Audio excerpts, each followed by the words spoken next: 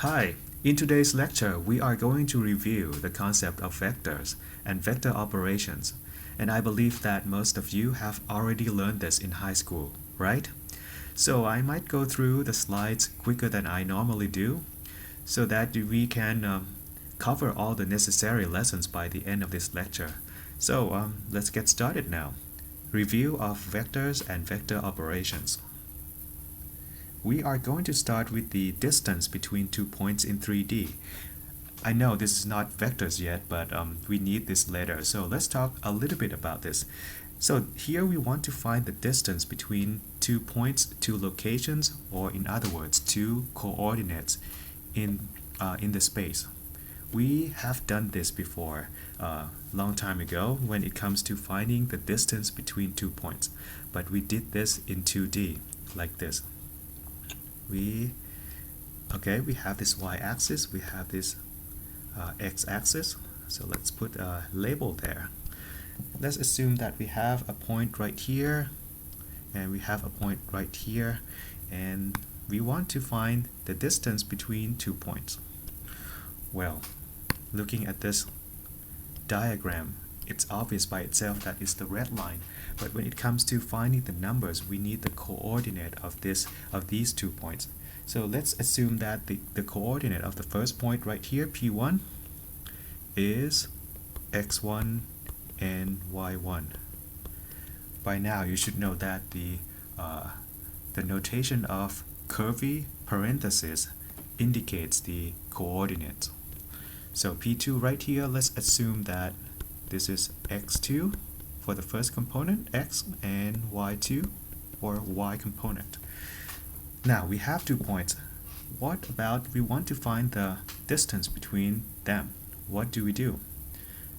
Well, I think most of you already know by now that in order to do that, we can apply the Pythagoras formula. And this can be done by creating this right triangle from these 2 points. Okay, and at this point we know that this is going to be delta y, and the distance between in x direction we are going to call that delta x.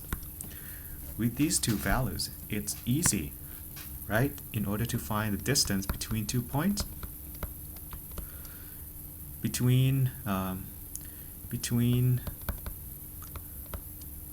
P1 and P2 is just this, square root of, well, delta x square plus delta y square. Alright, so if you want to find delta x, you can use x2 minus x1, or you can use x1 minus x2 too, because in the end it's going to square and it's going to be positive anyway. And for delta y, we use y2 minus y1. So what we just did here is to find the distance in 2D, right? This is distance between 2 points in 2D. So in 3D, what's going to happen? Well, you expect the same thing. We are going to add the last component of z, which is this, right here. So everything is the same when you look at this formula. We have this delta x square right here for x2 minus x1. We have delta y here, square for y2 minus y1, and last one, delta z square. It's like we, in terms of calculations, we perform Pythagoras twice, but in the end, the formula looks about the same. So what about we try some simple calculations to get you familiar, because if you look at the formula, sometimes it doesn't really make sense until we put numbers in. So let's assume that this P1 right here, instead of x1, y1, z1, let's put numbers in. Let's put 1, 2, and 4. At this point, you know this is location in 3D space. Located when x equal to 1, y equal to 2, and z equal to 4. Alright, for P2, let's put 2, 4, and 3. Alright, when the numbers are in, why don't we try to find the distance between them? Of course, I'm going to use D right here, and Well, very simple, right? We have the formula, we have the information, so let's use that. x2 minus x1, x2 is going to be 2 from the P2, right? Minus x1, which is 1 from P1, the first component, square, plus 4 from P2 and 2 from P1, second component in y direction, plus last component 3 minus 4 square, right? What we see here, this is delta x, delta y, and delta z square, right? And if you put everything in, you are going to get square root of 6. Very simple. Alright, so let's continue. Now, vectors. I know that you have learned this in high school, but I have to talk about this again, about the essence of something to be vectors. So, what is the most important thing about vectors is here. Vectors are magnitude with two very important components. Vectors are quantities with these two things. The first one is the magnitude, or you can say the size, and the next one is direction. So vectors must have size, magnitude, and direction. And as you know, maybe from physics, this is different from scalar. How is it different? Scalar only has magnitude, right? So let's make a note here. Scalar has magnitude only. And that is the main difference. Magnitude only.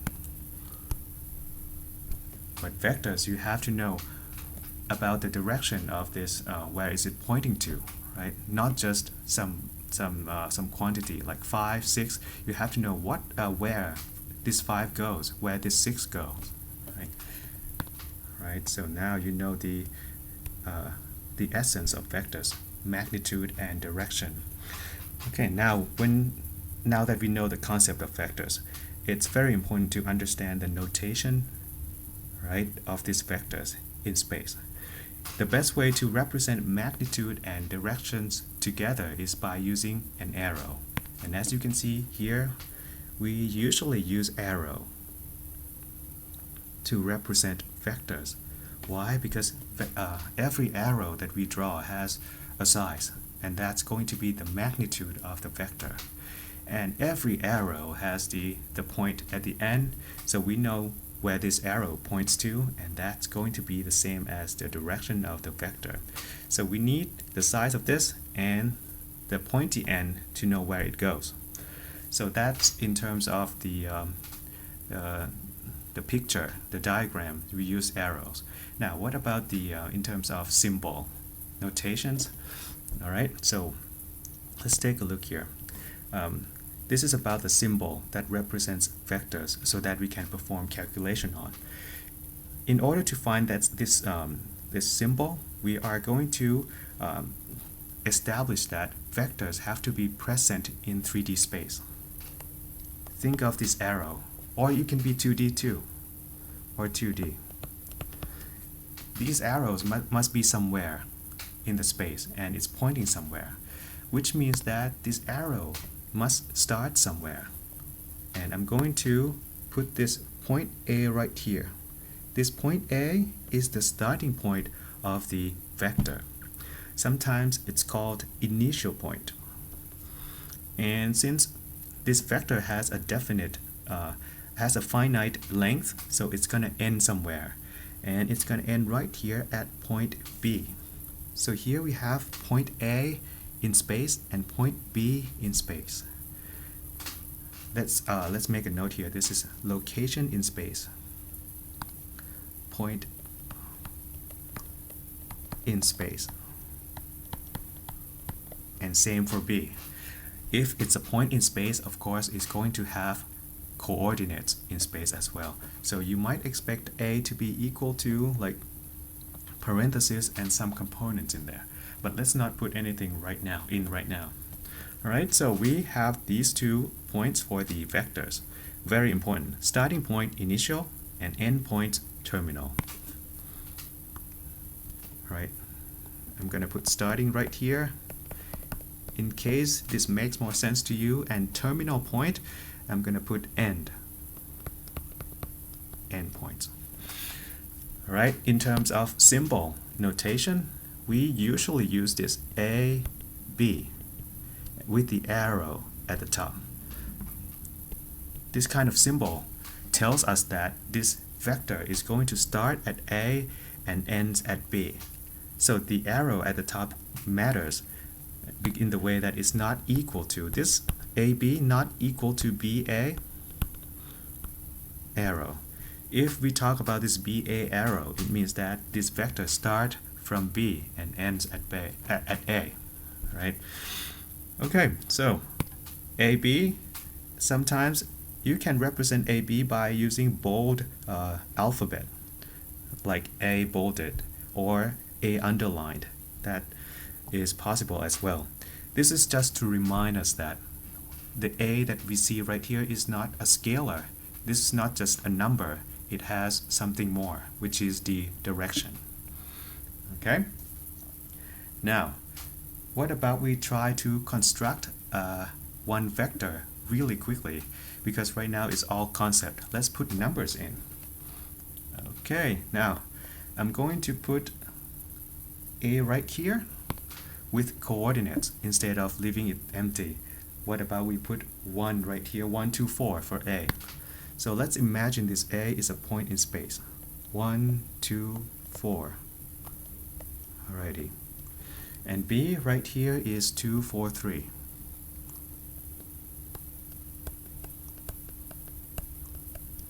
So imagine these 2 points in space, and we are going to try to create this arrow between them. So in order to do that, we are going to find A and B. A and B is going to be, oh, okay, I'm sorry. Right, equal to. Now we are at this point we are trying to find this vector in terms of numbers. Right, we talk about the in terms of picture, in terms of symbol, and now it's about the numbers. So let's find them. So it's possible to find this AB by subtracting the components of the coordinates of the initial point from the terminal point. All right. It might sound long. Once again, we are going to subtract the coordinates of the initial point from the terminal point, component by component. Let's do that. We are going to subtract the coordinate from the, we are going to subtract the coordinate from the terminal point by the initial point. So I'm going to start with the first component of the of both points. So that's going to be 2. 2 terminal point minus initial point 1. That's it. Next component, y component, 4 minus 2. So as you can see here, I subtract the component of the initial point from the terminal point one by one. And last one, terminal point 3 minus the initial point 4. Alright, and in the end we have this 1, 2, and minus 1. What we see here is a vector, but the notation that we use here is quite is too open, right? So in the end we need this angled parenthesis to tell us that this is vector. Okay, so this is in representation in terms of numbers and symbols together. All right. Oh, by the way, many of you might find this 1, 2, minus 1 in angled bracket a little bit strange and not familiar to you. I'm going to tell you that this is the same as 1i plus 2j minus 1k, and don't forget the hats for all ijk. Right? So same thing, same meaning, but using different notations. All right, okay, And let's make a note here that 1 right here is the x component. X component. X comp. 2 right here is y component. For those of you who are quite familiar and good at vectors, you can skip this part. But for those of you who already forgotten about this, you might spend time on this to get prepared for what's next. And now we have the z component, which is -1. And let me make a note here that I, j, k right here is not just any simple notation. It means standard unit vector. And we are going to find out about these standard unit vectors later. So keep this in mind. IJK is not just any I would say variable or notation you just put in there. It has meaning inside it. All right. Okay. Now, next, first point right here. Okay, hold on. I'm sorry, there is a call. All right, I'm back. The first point here is about round brackets and angled bracket.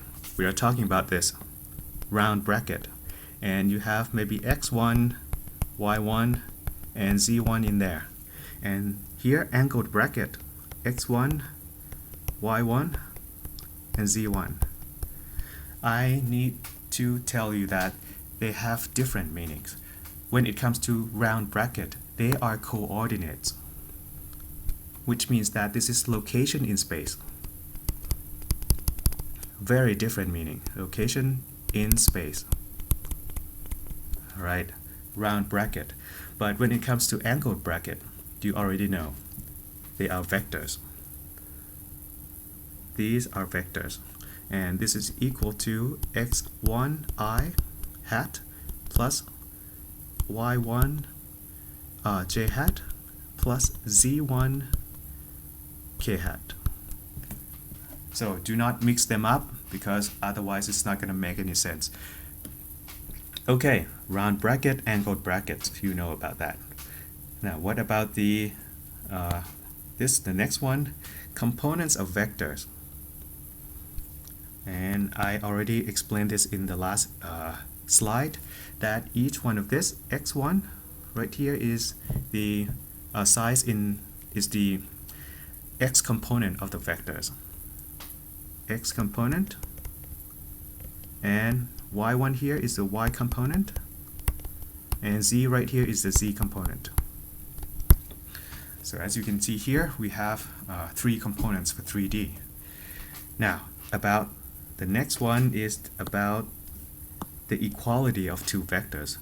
So when we have 2 vectors, how do we know that they are equal? So that is the main point of this. Equality of vector. So I need to let you know that when it comes to equality of vectors,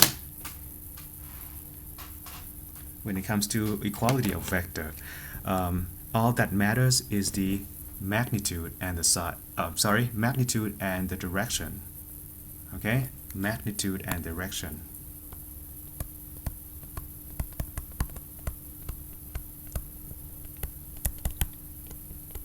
It doesn't matter about the starting point or the end point. It doesn't matter about the location of the vector in space. What matters is the size and the direction. And as you can see here, you have 4 vectors. AB, which is right here. CD, let's use blue. AB right here. CD right here.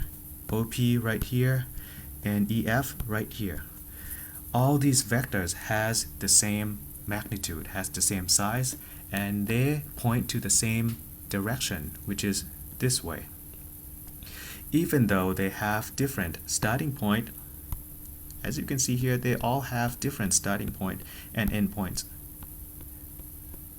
These two doesn't matter about the points, about the locations. They are all equal as long as the magnitude and directions are the same, they are considered equal. Okay, so A, B, C, D, O, P, E, F, same vectors. All right, now let's take a look at the definition here. Well, before we take a look with the with an example with 3 components. But if you work on 2 components, like in 2D, your vector is going to have just 2 components, v1 and v2, and this is the same as v1i plus v2j hat. Okay, 2 components for 2D. It doesn't make sense to have C component for 2D, right? So for 3D, of course, we have x, y, and z. X component here is v1 I hat. Y component here is v2 j hat, and the last component is v3 k hat. Okay, all right, let's continue.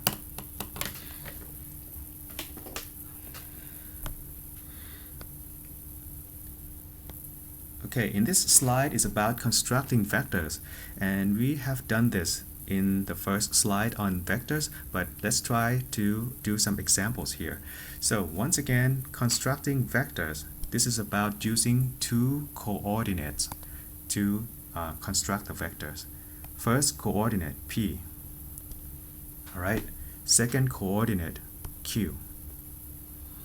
And the way we are going to construct this vector arrow from initial point to the terminal point is by subtracting coordinates of the initial point from the terminal point, component by component. So here we want to find this v, vector v, which is right here. We are going to subtract initial coordinate from the terminal coordinate, and we are going to do that for all the components. So this one is initial, and this one is terminal. All right. Same for y and z. So let's try one example down here. Okay, so we want to, here in this example, we want to find component form, right? Component form basically mean this thing. All right, this bracket of the vector connecting 2 points P and Q, and also we need to find its length. Okay, so let's find the vector first. So starting point P and ends at Q, P and ends at Q. We want to find this vector component form. Now we know that P right here initial, init, and Q right here terminal. Alright, so let's perform the calculation. We are going to use the terminal -5, then minus the component from the initial, which is -3. Now next one, 2 from terminal, -4 from initial. Next one, 2 from terminal, subtract the 1 from the initial, which is 1. So right here we have this, okay, this -2, -2, and 1. And this is the component form of this vector PQ. And you can write this down as -2 I hat, -2 j hat if you want, and plus 1 k hat. These two, same meaning, right? Same. Very easy. Now, what about the length? The length of this vector. In order to find the length of the vector, all we need to do is to square each component and then take the square root of all of them, of the sum. So let's write the formula here. Length of vector is equal to the square root of x comp square plus y com square. I'm sorry about the space here. Plus z component square. Alright, and all you need to do is to sum them all and then take the square root. So what about we try to find the length of this PQ? Okay, I'm gonna erase this. Okay, what about the length of this? Length PQ. Usually we use the absolute sign to represent the length of a vector. Absolute sign of PQ is going to be square root of the square of the x component. That's going to be minus 2 square plus the square of the y component, minus 2 square plus the square of the z component, 1 square. So we have 4 plus 4, 8, and plus 1, square root of 9. So in the end, you have this length of PQ equal to 3. Okay, so now you know how to find how to construct a vector from 2 points, and then you know how to find its length.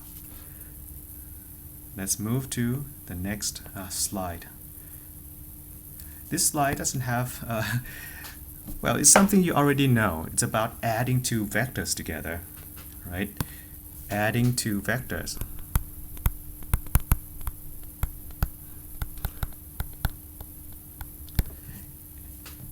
In terms of visualization, you have learned that when you add 2 vectors, one way to do that is to put the vectors right after the other, right? So you want to add vector u and v, just put u, and then after that you put vector v right after. Put the starting point of v right at the terminal of u, and in the end you have the product of the result of the sum of 2 vectors, starting from the initial point of u and ends at the terminal point of v. Alright, you already know this, but what about in terms of numbers, in terms of calculations? When you perform the sum of 2 vectors, you have to find the sum of each component separately. Sum each component separately. Very important. So you are going to sum the first component, x component, together, and then you do the y component for the next step. You do not like add all of them together. You have to do it separately. And when it comes to adding 2 vectors, another way to do that is to create a parallelogram. I don't like this way, but it's possible to do. Like vector u right here and vector v. Instead of putting v right after u, you put it right like this, and then you create this parallelogram. Okay, and then in the end, the vector that you are looking for, u plus v, is this diagonal of this parallelogram. Well, you don't need this much, but I prefer the first way. That's what I learned when I was young. Okay, now next one is about multiplying a constant to a vector. All right. So, what if you have this u, this vector u, right? And then all of a sudden you multiply this u with a constant k. What's going to happen to this vector? So let's take a look here. Let's assume that this is vector u, and then you multiply 2 to this vector u. So what happens here is that this vector u is going to stretch. So basically the size of u would be double. Size doubles. And as you can see here, size is represented by the length of the arrow. So you have longer vector. What about the direction? What do you think? Well, when you multiply a constant to a vector like this, keep in mind that the direction doesn't change, right? Direction doesn't change.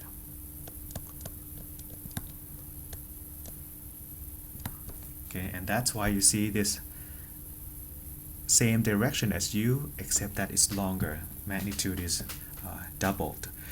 Well, but you need to keep in mind one thing, that when it comes to constant, they can be negative. Alright, and if the constant is negative, your arrow is going to point to the opposite way.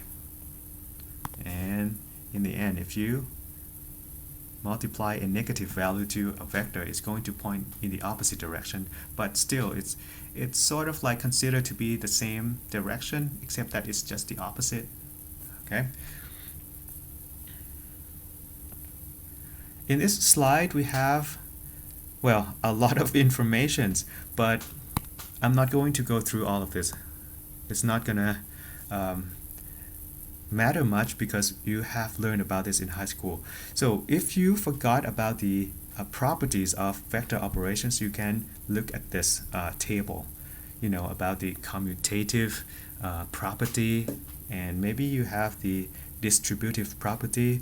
But in the end, if you know the concept of performing the operation component by component, then you should be fine. If you look through this, it's not well, it's quite simple stuff, right? U plus v equal to v plus u plus 0 vector, like this. In the end, it's going to come back to u again, right?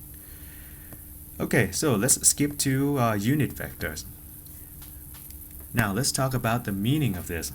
What is important about unit vectors? So let's make it clear that when it comes to the word unit, it means length of 1. Length equal to 1. That's all. And it's going to be a vector. So you expect this vector. And the length here is 1. Okay. And it can be in any direction. It doesn't have to be in a specific direction that you focus on. All right. So anywhere, as long as the length is 1, can be any direction.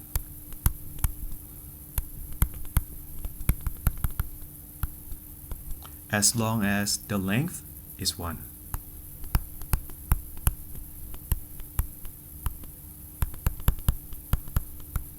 Or you can say the size if you want.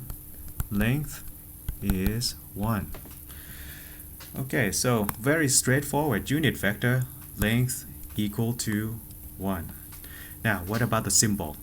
Alright, this is important. We are going to use hat symbol. Something like this, u hat. When you see hat, you know right away this is a vector of length 1. V hat, and maybe something else, w hat. All of this should represent a unit vector.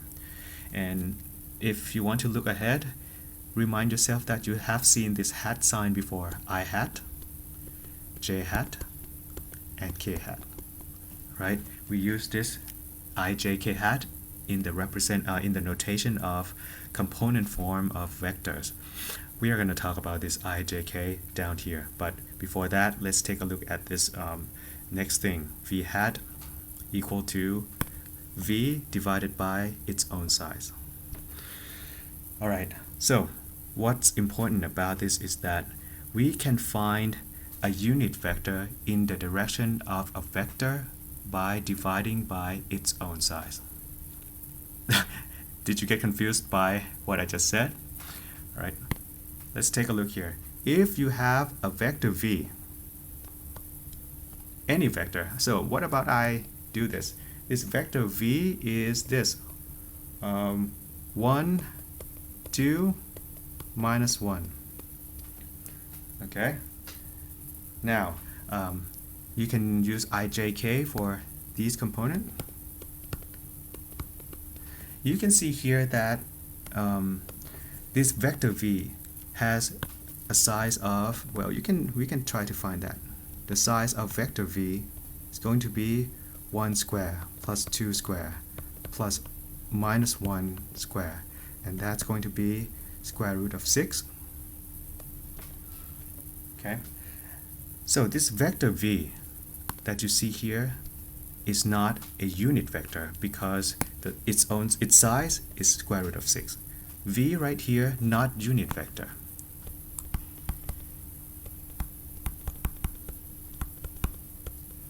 But what if we want to find a unit vector in the same direction of v, which is v hat? Make a note here, this is unit vector in the same direction as v. We can find that by divide this vector v by its own size. That's why you see right here. We divide this vector v by its own size, and then we get a unit vector in the same direction as v. So let's find v hat right here. So v hat is going to be, supposed to be hat. V hat is going to be vector v divided by its own size. And for this case, we are going to have, well, let's put 1i. 1i. 1i plus 2j minus 1k divided by its own size, which is square root of 6. So we have this 1 over square root of 6i plus 2 over square root of 6j minus 1 over square root of 6k, and that is v hat here. V hat is the unit vector in the same direction as v. So you might ask, why is this important? What I care is this vector v. Why do I want to find this unit vector v hat? So let's take a look here. If you multiply this up, you are going to get this. I'm going to write up here, I'm sorry about the space. You multiply this up, you are going to get this v vector of v, which is this, equal to v hat times absolute of v. This is what you get when you multiply this up. What does that mean? Let's take a look here. I told you before that every vector has magnitude and direction, right? That's the essence of vector, magnitude and direction. So what you see right here, vector v has this absolute value as the magnitude. And this vector v is the direction. So what we are looking here is the two components of vector v, magnitude and direction. Alright, just like the main concept of vectors. So let's make a note here that v hat is also the direction of vector v. This v hat, I ran out of space. V hat is, consider, direction of vector v. Direction of vector v. Okay, now last one, back to this I, J, K. Let's put hat here. Well, in this slide they use the bolded alphabet, but let's put I here, and let's put hat too. Okay, so let's take a look at each one of this. The I that we used before is basically this vector. Has one component of length 1 in x direction. For J, has one component in y direction of length 1. And K hat has only one component in z direction. and the length of that is 1. So what if we put ijk in the space? Let's build this. Okay, let's assume that is 3D space. Okay, and this is x, this is y, and this is z. Let's put I in this graph. I has one component in x direction. I assume it's going to be very small, and nothing else for other components. So this, what you see right here, is vector I hat, a standard unit vector in x direction. Now what about j? Has one component in y direction, going to be small in y direction, and nothing else for other components. So what you see right here is j hat on the graph. All right, and what about k hat? Only one component in z direction, which is this. All right, so all of this length equal to 1, all of them. Okay, so we have k hat here. So every time you see I hat, like in this example, I hat, j hat, k hat, by itself it's already a vectors, right? But it's just vector in different directions. So make a note here, I standard unit vector in x direction, and j standard unit vector in y direction, and k standard unit vector in z direction. Okay, so they have their own meanings. Alright, now let's do some examples. Okay, I think you might like this better when it comes to calculations on numbers. So let's do this. What do they ask us to do? They want us to find unit vector u hat. So at this point we know that we have to find a vector of length 1 in the direction of vector from P1 to P2. Alright, so they give us coordinates, which means we have to construct a vector from these two coordinates.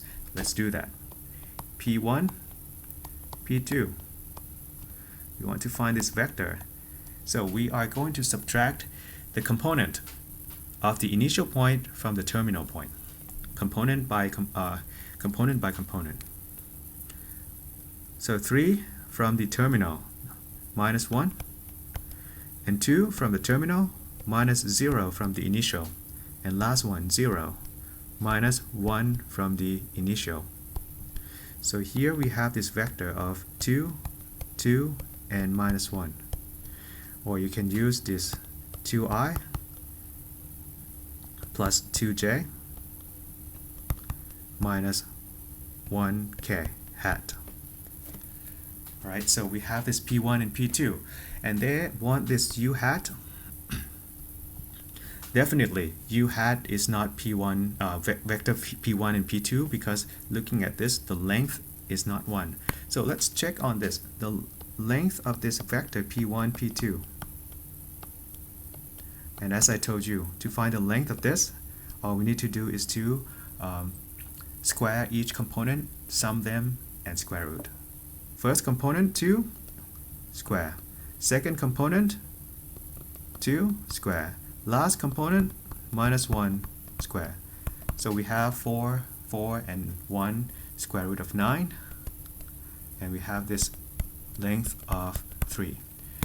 This P1 and vector P1, P2 has length of 3. Definitely not u hat. So u hat is the unit vector in the same direction.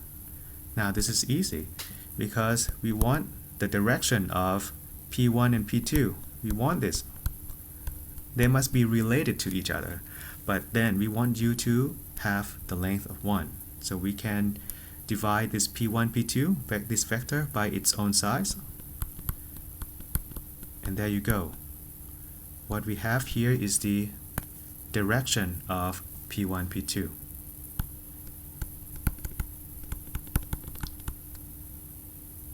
Direction of vector P1, P2. Okay, let's do that.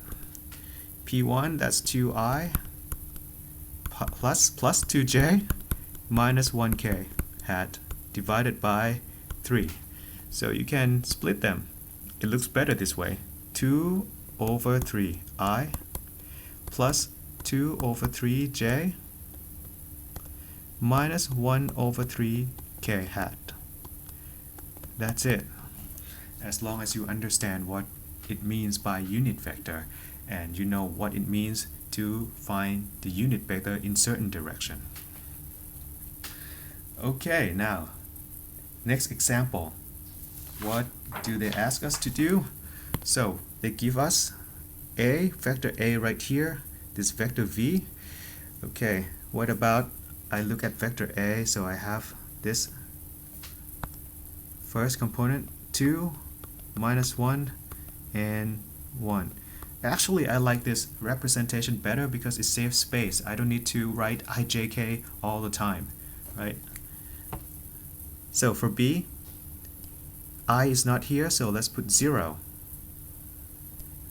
Even though we don't have I here, but you need to keep in mind that when you see A with 3 components, it automatically means that we are working on 3D space. We are working on 3D space. So you see B, just don't assume that I is not there. It's there, but the constant in front of it is 0. J, 2, K, 1. Alright, that's what we have. And then they ask us to find this 2a minus b. Alright, it's not hard to do. And then find the unit vector in this direction. By now you know what it is.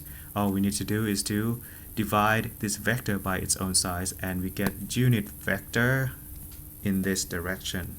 So the first thing we are going to do is to find 2a minus b. And we are going to do this component by component, so I'm going to bring a here. 2 minus 1, 1. Alright, and I have this constant of 2 in front, so plus 0, 2, 1. Now, do this component by component. So I have 4 plus 0 for the first one, that's 4. Now the next one I have minus 2 plus 2, that's going to be 0. Next one, 2 times 1 and plus 1 becomes 3. So here we go. We have this vector 2a minus b. Alright, let me check the numbers here if it's correct. Okay, it looks a little bit strange. Oh, I made a mistake. Supposed to be 2a minus b, not plus. Sorry about that. Okay, let's change right here and then let's fix the numbers. Okay, so we have 4 minus 0, that's 4. Then we have minus 2, that's minus 4. Then we have 2 minus 1, so it's 1. Now you can represent this by 4i minus 4j hat plus 1k hat. But I prefer the bracket, save space. Now, and we need to find unit vector in this direction. It means we need to find the size of this 2a minus b. Let's find that by square each component and sum them together and square root. 4 square plus minus 4 square plus 1 square. So we have 16 plus 16, 32, and another one, 33, square root of 33. And that is the size of the 2a minus b. And now we want to find unit vector in this direction. Make a note here that it means the same as direction of 2a minus b. same thing. So this unit vector, I'm going to name it u hat. It's going to be equal to this vector 2a minus b divided by its own size, which is square root 33.